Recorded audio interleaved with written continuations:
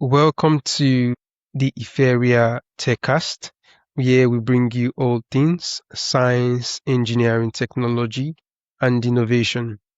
Today we are joined by Colin Corby, a technologist, TEDx speaker, and the creator of the Digital Detox Coach. With over 30 years in the tech industry and the mindset of an endurance athlete, who has completed 4 Ironman triathlons. She specializes in helping people and organizations build a healthier, more productive relationship with technology. In this episode, we'll explore practical strategies for managing digital fatigue and reclaiming our focus in an always connected world. Colin, welcome to the show. I'm truly honored to have you here today. Thank you very much for inviting me. All right, let's dive in. So, your journey is fascinating, from a stressed out technologist in the 90s to an Ironman athlete and a digital detox coach. So, what was the specific tipping point that made you realize your relationship with technology needed some adjustments? So I had a fantastic job in technology, dealing with a lot of world first projects at the time.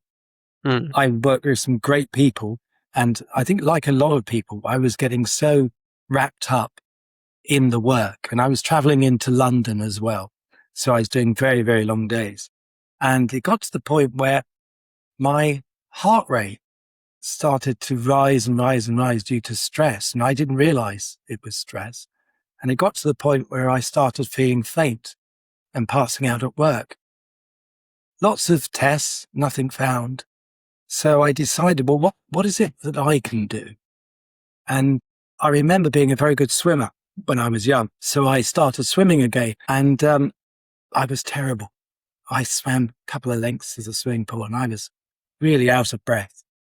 But of course, I had to do something to control the stress because I had a young family. I needed to work. I needed to pay for my house. So I persevered and I got fitter. I learnt the swim strokes properly, and then I started to race. Now, during this time, as I was getting fitter, my heart was getting fitter, and I built up a resilience against stress. So when I started racing in swimming, sprint racing in swimming, I was going off the blocks to the gun. And so, of course, your heart rate goes very, very high and then comes back down again. So I didn't have any problems with stress. But one of the interesting things was the psychology of the fact that actually the mind and the body are connected. And I think we often forget that with technology. We somehow think that we're a bit like computers with hardware and software. But actually, we're biological animals and we're all one thing. So a healthy heart and a healthy body means a healthy mind. And I thought, well, this is interesting. And as I got fitter, I thought, actually, the way that I think can change what I can do and what I can achieve. And so I thought, I wonder if I can do an Ironman triathlon. So I did the training and I did my first Ironman triathlon. To be fair, the swimming was easy. The other two things were very difficult. And the first one took me over 15 hours to finish. And I did another two, and then 10 years later, I did another one. And I got this thing about if you actually think and you take away the limitations, what is it you can do? And that's both in a sporting sense, but also it paid dividends in my career and my work, because all of a sudden, because I had that balance between what I needed as a biological human, as well as what I needed to do for work, I was actually performing much better at work. And so that balance, I worked for a number of technology companies, a Cambridge innovation company as well. But I think, like a lot of people, around about 2010, 2015, I found myself on my laptop and smartphone, for long periods of time during the day. And I was starting to struggle to get time to exercise, which I had to do in order to have this balance between the stress at work and my health. And I thought, well, that's interesting. What's sort of happening here? So I did lots of research on the techniques used by the large global technology companies, the app developers, how it's amazingly exciting the apps are for us, but also their objective is to keep us online, keep us connected, because the business models are revenue driven. And also, it's a very easy way to get the dopamine hits. It's very easy to get excitement, and they keep giving a bit like a slot machine. And so when I looked at all of this, and I said, well, okay, well, I've come from a background where I've had a tipping point, so I had to get fit and I had to get the balance. And if I can spend too long on my digital devices and then have to think about reining that back, then lots of other professionals are going to have the same trouble.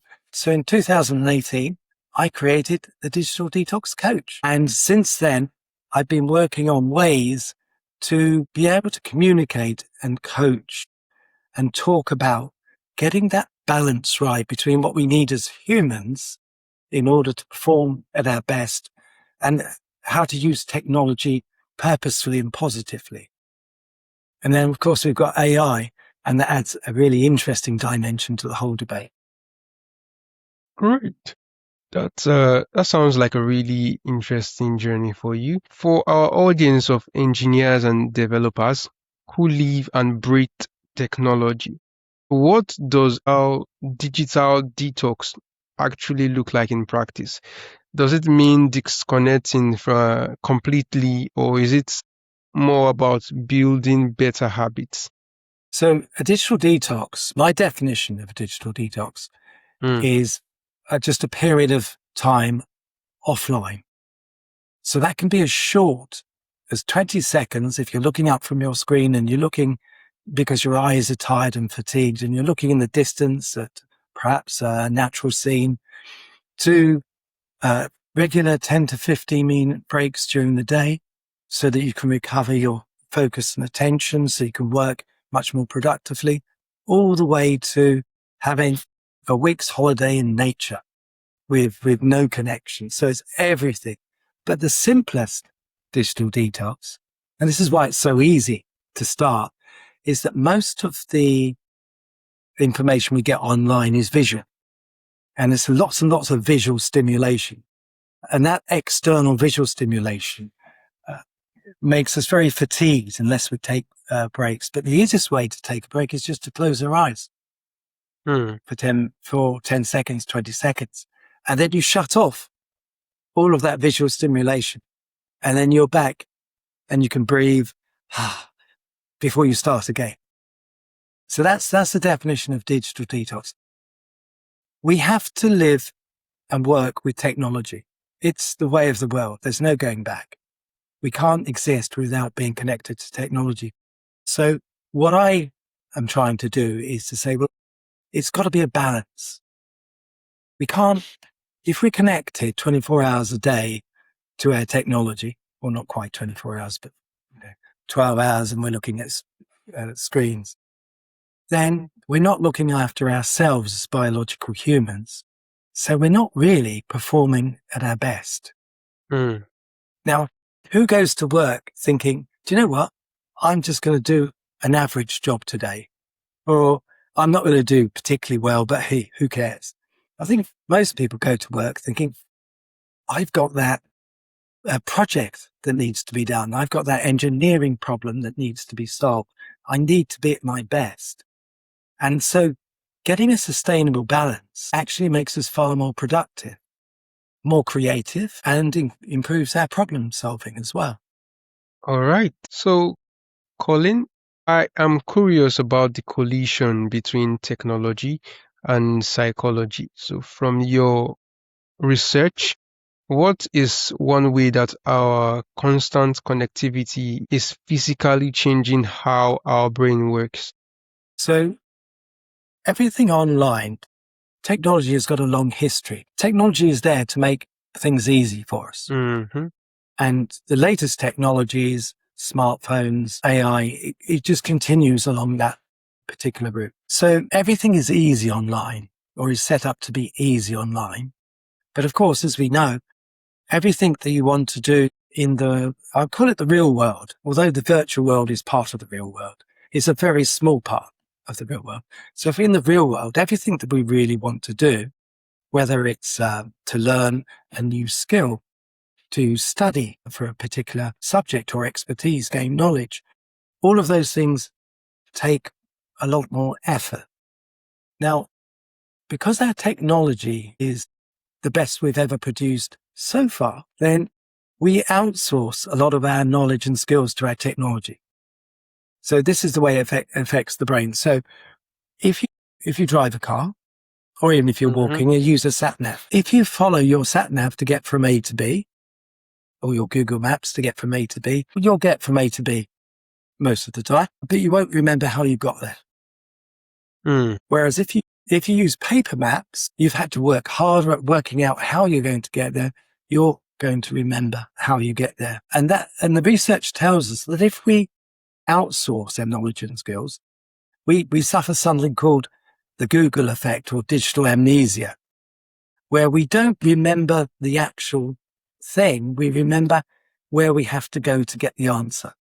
So I had a situation where all my telephone numbers, like most people's, is on my smartphone. I didn't have my smartphone with me, but I needed to ring someone to pick me up from a railway station.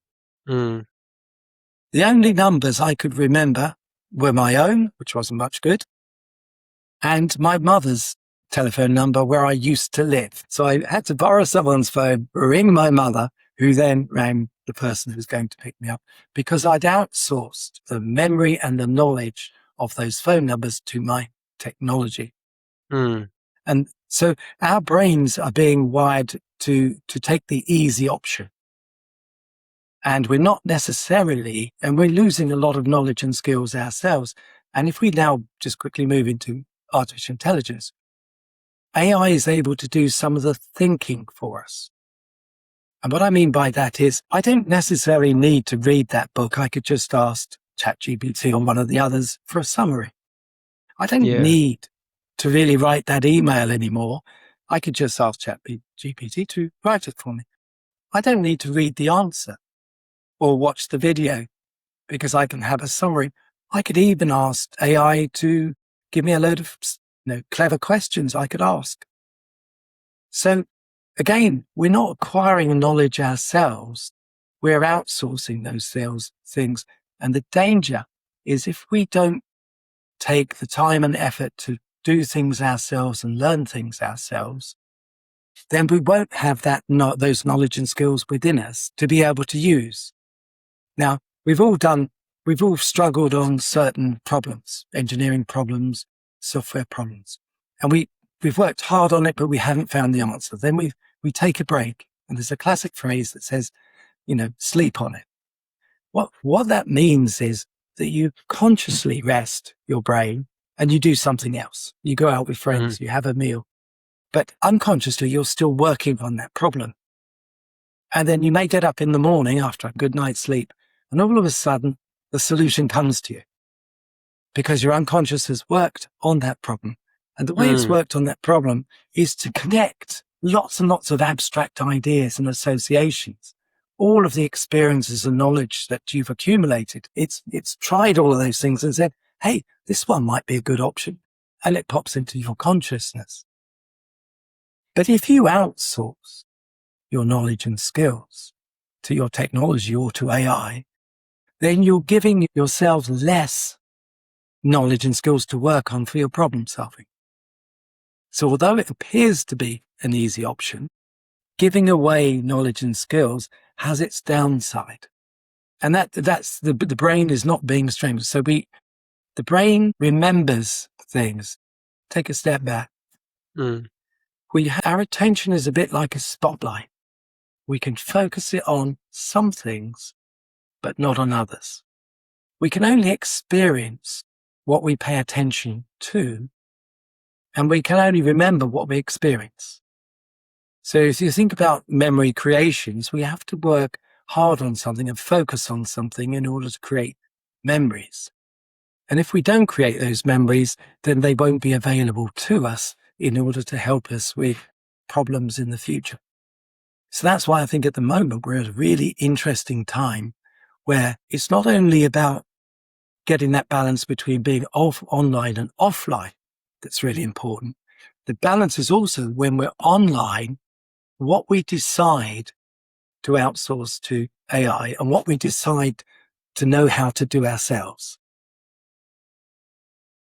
All right. So, looking at the future with AI becoming more integrated into our lives, so what would you say is the new digital wellness challenge you see emerging that we should be preparing for right now? I know you So, said a thing or two about this, but I needed to share more light on it. so let's take as an assumption that we've achieved a better balance between our online and offline world. The real thing that we have to prepare for is to think about, well, what is the future of humans at work? Given that digital transformations, AI transformations will be doing a lot of the transactional work and a lot of the simple thinking work as well. So what are the things, if I was starting my career, what are the things that will give me resilience to not only what I'm currently doing, but what I might be doing next and the time after that? What are the skills that I need? And so I would be investing in being able to connect with the world around us, to be able to imagine new things, to be able to work in collaboration with other people, to acquire lots of diverse amounts of knowledge for me to be able to use later on. Today's technology 10 years ago, if we look back, would say, that was okay. But today's is much better. So we've got to imagine technology in 10 years' time. What's the next technology? The current AI technology is incredibly process intensive and energy intensive and isn't going to get us to where we want to do because we'll just run out of energy, even with nuclear power plants driving the data centers. So there's going to be another technology and then another one beyond that. But our job as humans is to be able to imagine all of those things. And it may be something completely different. We may be giving up on currently what we're currently doing and do something much better. The future we can't predict. But if we invest in ourselves as humans, then we'll be in a position to work on those things by ourselves and collectively in creating those new technologies. And that will make us valuable because all the simple stuff, hey, that's going to be done. That's going to be done by digital automation and AI transformations. And we've already seen it in coding. A lot of coding is being done automatically now by AI. And it's only a matter of time before that is good enough to replace lots and lots of software engineers doing that type of work. So what are those software engineers going to do in the future? Well, in a sense, the AI is working in the past because it's looking at everything that's happened in the past and it's using it and being more efficient. The software engineers of the future will have to be looking at, well, what is the next step? What is the next creative leap that we can do in software? What's the next creative leap to improve the current relatively simple models of neural networks that AI use or agentic AI agents? What's an even better model?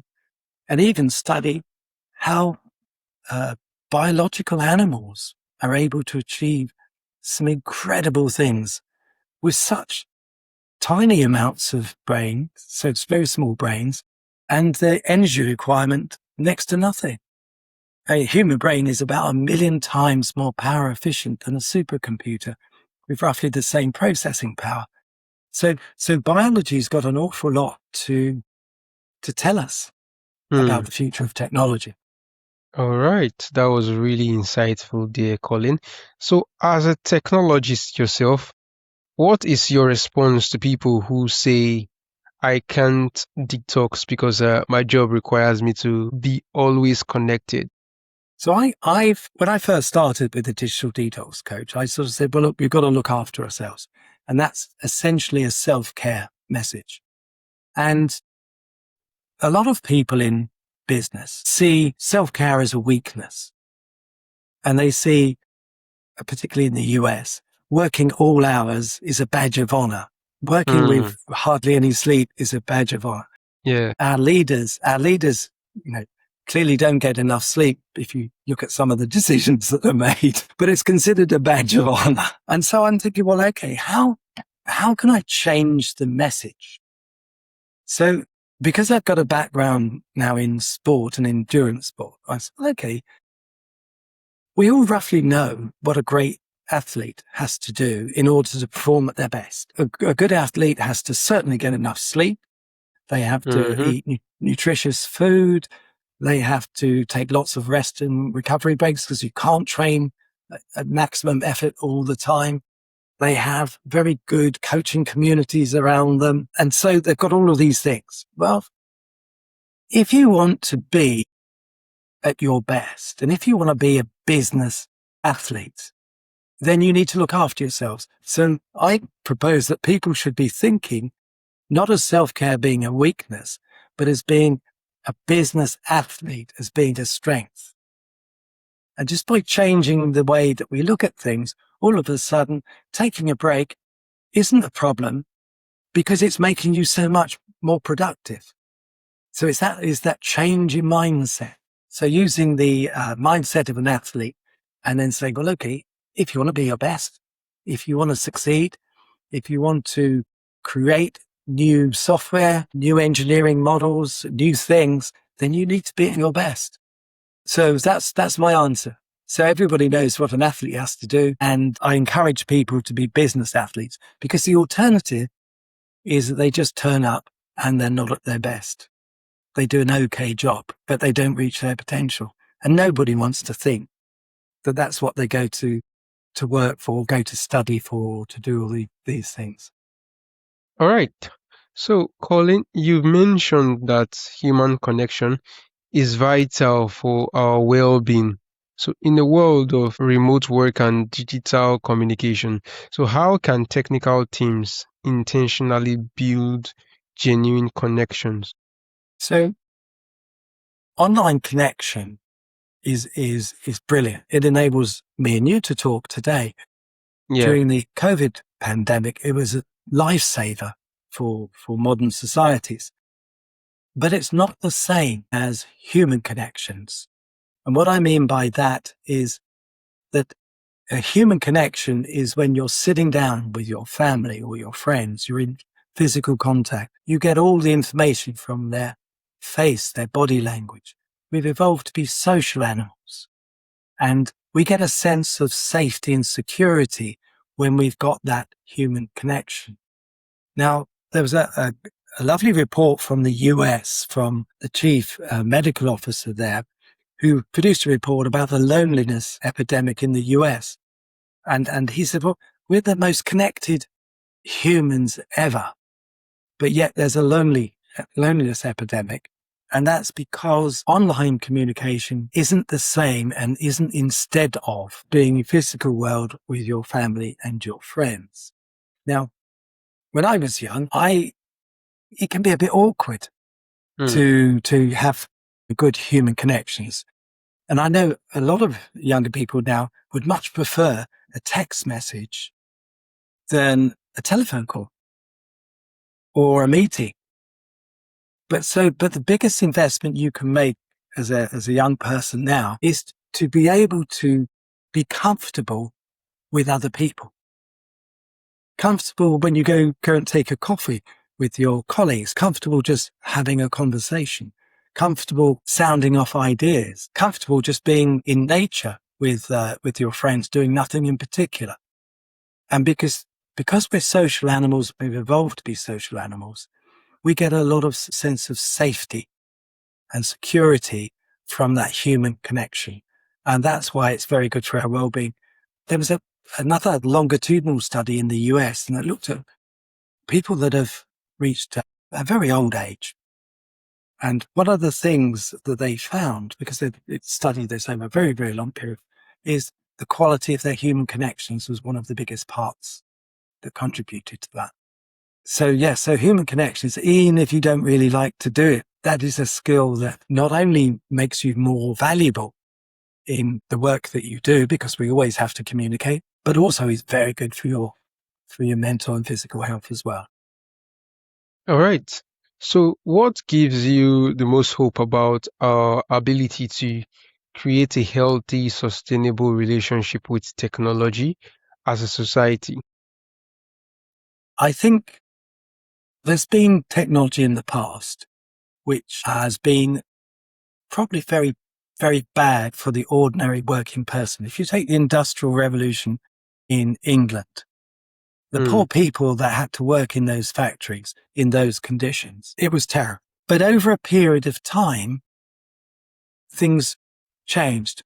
It always changes very slowly, but things change and things can improve. But quite often we create things that are very bad and then we then say, oh, we don't really like that. And then we come back from that.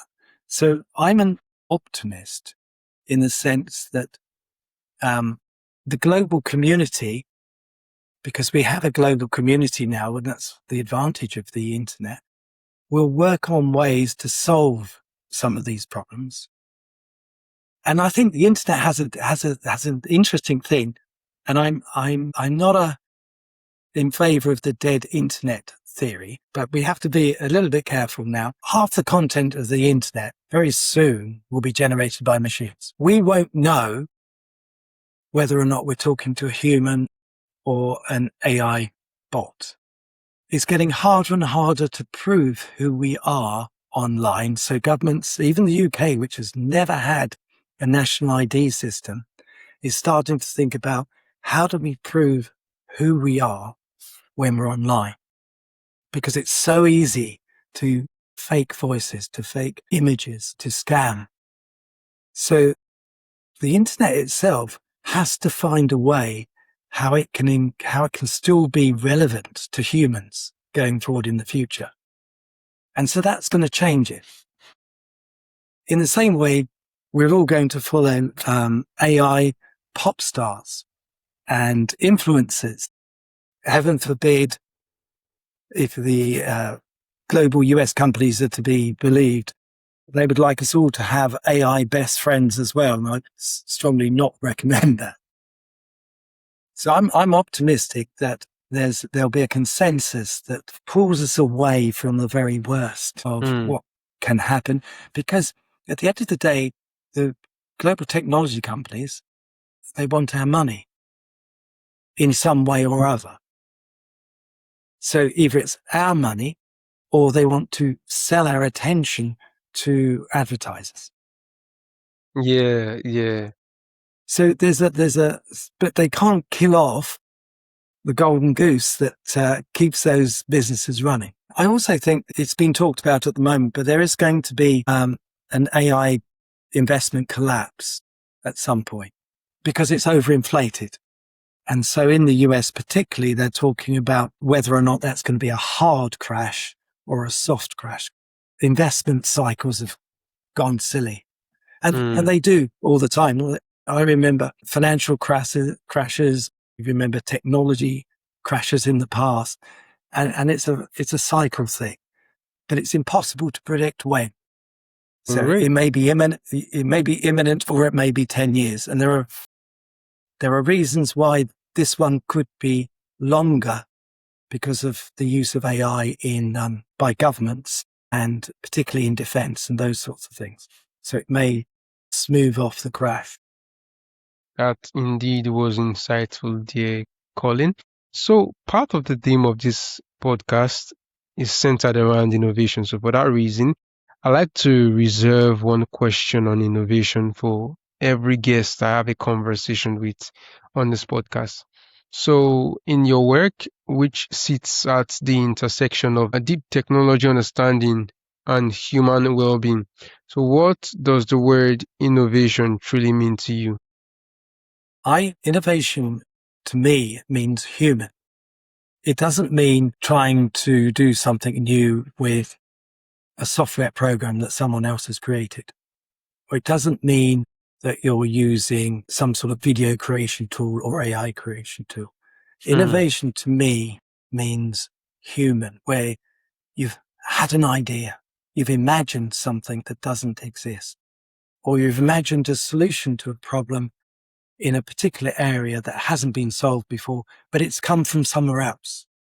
And so I think innovation ultimately is a human thing because we've got the power to imagine. Science fiction is a wonderful thing because it allows us to imagine almost impossible futures, but allows us to think about, well, what would that look like? What would that feel like? What would we need to do that? Innovation is human, and innovation is not only singular humans, but a collection of humans. So that's my definition of innovation. Really, really, really fantastic perspective there, Colin. So finally, for listeners who want to learn more about your approach to digital wellness, where is the best place for them to go connect with you and your work?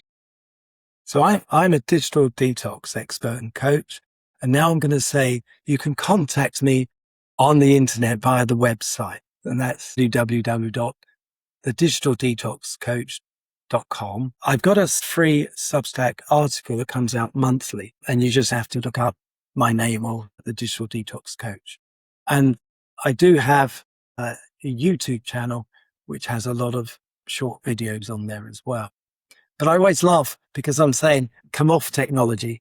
And then I have to say, well, actually, you have to go on to technology to contact me. But I do my monthly article because it's monthly, not weekly, not daily. I don't post all the time because I don't want to become part of the problem.